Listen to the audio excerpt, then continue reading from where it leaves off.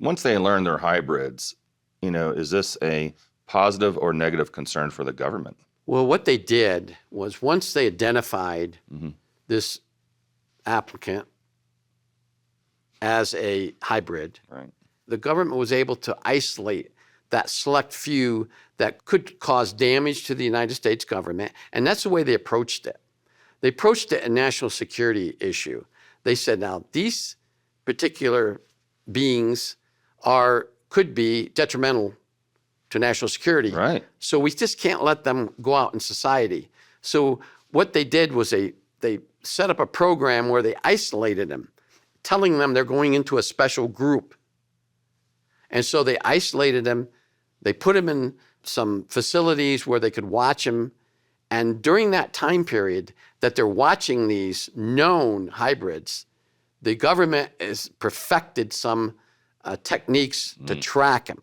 I see. And those tracking techniques are used to keep track of them and watch them. So if they disappeared and went someplace else, we would know it. And there were instances, one instance that I know of, that one particular a man, woman, and child. Now, it wasn't the 14-year-old. It was another child. Right. That was, I think, 16 or 17. That 3-member family got out of the detention facility, so to speak, and they were around the Washington, D.C. area. Now, that presented a problem.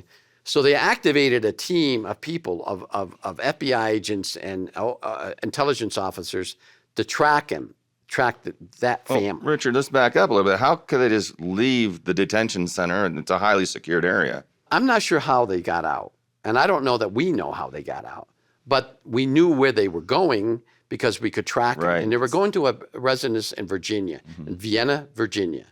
And so, and I don't know all the details exactly, but we knew they were going there, and I don't know how we knew they were going there. But the government set up an operation to catch him there. And sure enough, with the cooperation of this intelligence collection team, they call it, they caught up with him and they captured him and brought him back to a facility that they could be housed in. Did they go willingly?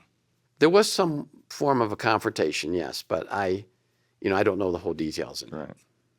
But and because of that, now we know that the techniques that we developed to track these hybrids worked because we did track them. So now we knew how to track them.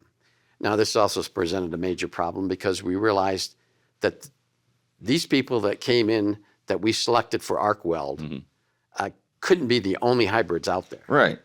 So we knew there were hybrids that intermingled with a society, and maybe not just American society, maybe the world population. You have a detention center. You have all of these applicants from Project Arc Weld.